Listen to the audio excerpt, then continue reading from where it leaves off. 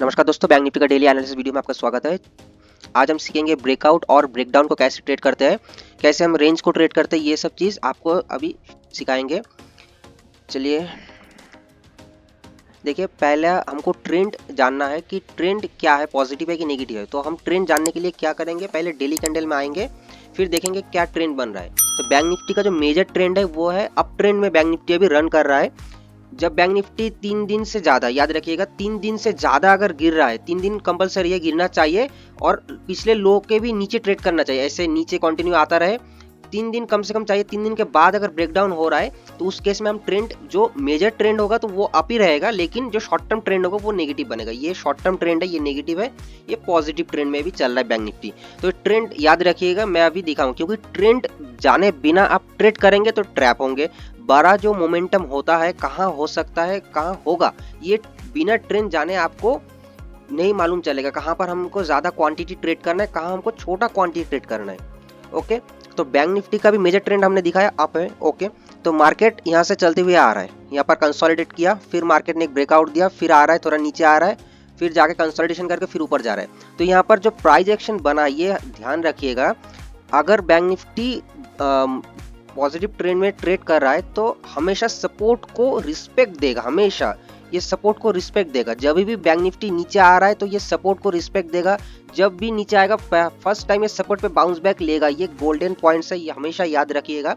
तो हम जब ट्रेड करेंगे तो पॉजिटिव ट्रेंड जब होगा ना, तो मार्केट जब अपने बेस पे आता है, कंसोलिडेशन करता है, फिर जो रेंज का ब्रेकआउट करता है, इस जगह पे हम क्वांटिटी को बहुत ज़्यादा ट्रेड करता है और ये फ्लो बनते हुए जाता है। क्योंकि यहाँ पर क्या होगा, बहुत सारे लोग, सभी तो एक साथ बाइंग्स नहीं सोच रहे, अगर सोचते तो मार्केट हमेशा ऊपर ही जाता, कोई नीचे नहीं आता। तो यहाँ पर क्या होगा, बहुत सारे लोग पुट का पोजीशन लेंगे, उनका एसएल यहाँ पर कटेगा, मार्केट ऊपर जाएगा। सेलिंग वाला पोजीशन जो कॉल का लिया है, कॉल सेलिंग, वो कटेगा, मार्केट तेजी से ऊपर जाएगा और हम लोग भी एंट्री करेंगे, यानी कि कॉल बाइंग करेंगे। मार्केट तीनों फोर्स के साथ मार्केट ऊपर जाता हुआ दिखेगा, लेकिन वो तभी होगा जब मार्केट का ट्रेंड पॉजिटिव है।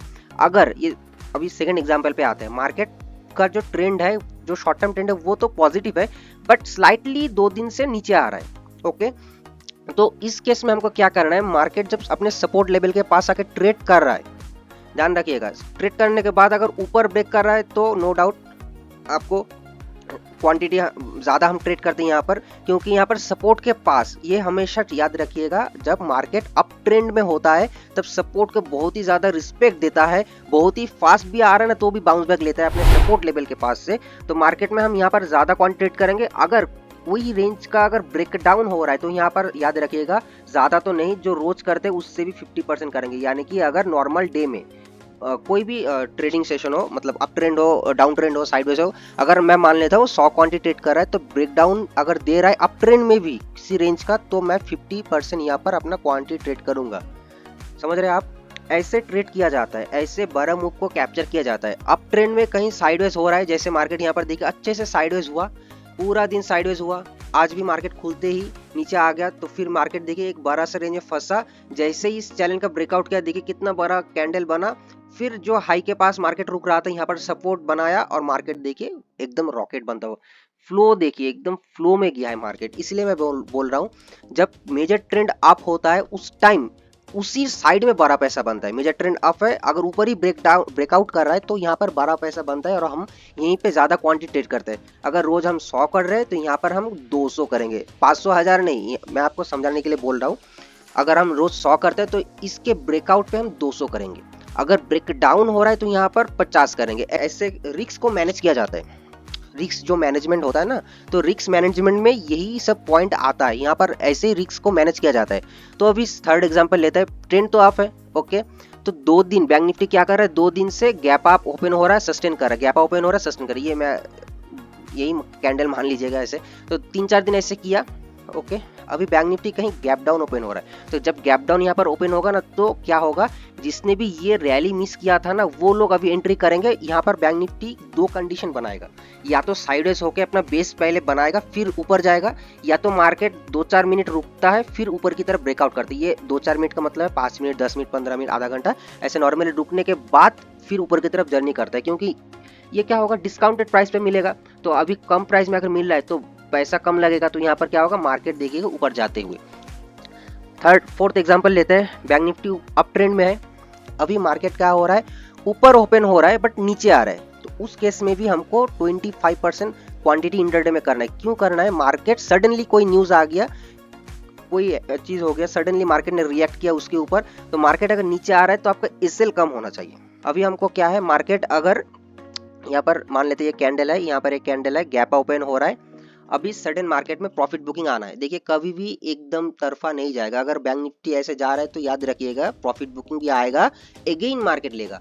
और जब ये प्रॉफिट बुकिंग जो हाई होता है ना, बैंक निफ्टी फर्स्ट टाइम जब यहाँ से गिरना स्टार्ट होगा, जब फिर यहाँ पर उठेगा, तो यहाँ पर ये मत सोचिएगा कि मार्केट इसको तोड़ते हुए एकदम निकल जाएगा, ऐसा 10 में से 9 बार होगा नहीं।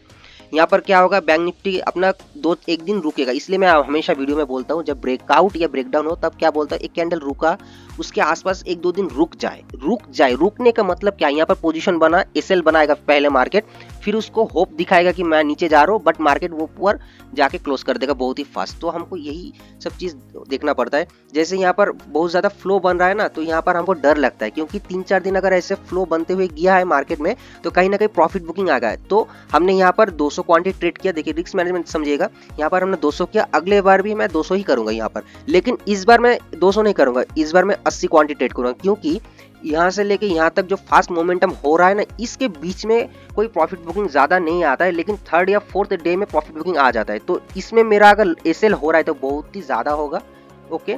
लेकिन इस क्वांटिटी में एसएल कितना होगा, बहुत ही छोटा। यहाँ पर मुझे 400 पॉइंट का 400 क्वांटिटी का प्रॉफिट इधर मुझे मिल चुका है। अगर यहाँ पर 3rd दिन में भी मेरा एसएल होता है तो कितना लेके जाएगा, 320 पॉइंट का, तो 320 क्वांटिटी का तो प्रॉफिट मुझे बचा ही है ना। तो ऐसे रिस्क मैनेजमेंट किया जाता है। ऐसे नहीं कि आप हर दिन एक ही क्वांटिटी ट्रेड करें, ऐसा नहीं होता है। कभी कोई मार्केट साइडवेज हो जाता है, तो साइडवेज होना बहुत ही अच्छा बात होता है। परेशान जरूर करता है बैंक निफ्टी, लेकिन साइडवेज होना बहुत ही अच्छा बात होता है, क्योंकि अगर 2 दिन 4 दिन 5 दिन ऐसा साइडवेज हो रहा है ना, तो जब भी मार्केट ब्रेकआउट या ब्रेक डाउन करे बहुत ही फास्ट देता है। लेकिन वही हमेशा याद रखे, क्वांटिटी मैनेज करना है। अगर बैंक निफ्टी अप ट्रेंड में है और अप साइड में ब्रेकआउट आ रहा है, तो यहाँ पर क्वांटिटी हम ज्यादा लेते हैं। अगर ब्रेक डाउन कर रहा है, ये भी फास्ट आएगा, लेकिन क्वांटिटी हमको शॉर्ट करना है, क्योंकि ये जब भी नीचे आएगा ना किसी सपोर्ट लेवल के पास, जैसे ये प्राइस एक्शन का सपोर्ट बन रहा है, इधर सपोर्ट बन रहा है, तो फर्स्ट जो सपोर्ट के पास आएगा तभी बायर एग्रेसिव होंगे बैंक निफ्टी को ऊपर लेने के लिए। हो सकता है थोड़ा ऊपर जाए, फिर नीचे सेलिंग प्रेशर आए, फिर बैंक निफ्टी देखिएगा अगले सपोर्ट पे फिर आएगा, बायर घुसेंगे यहाँ पर। तो ऐसे ही क्वांटिटी हमको ट्रेड करना होता है। अगर किसी साइडवेज रेंज है और मार्केट गैप डाउन मार्केट अगर अप डाउन ट्रेंड में है और फ्लो नीचे ब्रेक कर रहे हैं ना, तो ये बहुत ही शार्प मोमेंटम आता है बाइंग से भी ज्यादा, क्योंकि कोई भी लोग खरीदने में टाइम लगाता है, सोच विचार करते हैं मैं यहाँ पर लूँ कि यहाँ पर लूँ कि यहाँ पर लूँ, लेकिन सेलिंग के लिए सभी रेडी है। सेलिंग के लिए हमेशा वो रेडी है, क्योंकि इस लेवल के बाद मुझे रिस्क नहीं लेना है। मैं इतना पूरा रिस्क ले लूंगा, बट इस लेवल के पास आएगा तो मैं यहाँ पर ट्रेड को एग्जिट करूंगा, कट करूंगा, जो भी लॉस होगा जो भी प्रॉफिट होगा, बट इसके नीचे मैं नहीं रुकूंगा। तो सेलिंग बहुत ही फास्ट आता है, क्योंकि इसके लिए हम बोलते हैं पैनिक सेलिंग जो होता है ना, यही जगह पे ज्यादा होता है। बैंक निफ्टी नीचे आ रहा है, रुक रहा है, रेंज बना करने के बाद नीचे जा रहा है, तो यहाँ पर सेम हम क्वांटिटी बहुत ज्यादा ट्रेड करते हैं। यहाँ पर 300-400 क्वांटिटी हम एक दिन ट्रेड कर लेते हैं, क्योंकि ये ट्रेंड के साथ ब्रेक डाउन कर रहा है। और तो और मार्केट सेलिंग में ज्यादा क्या बोलते हैं उसको, सेलिंग बहुत ही ज्यादा पॉइंट का होता है। बाइंग अगर 200, 250, 300 पॉइंट का जा रहा है ना, सेलिंग 500, 700, 1000 पॉइंट एक दिन में दे देता है, इसलिए सेलिंग में ज्यादा पैसा बनता है कंपेयर टू बाइंग।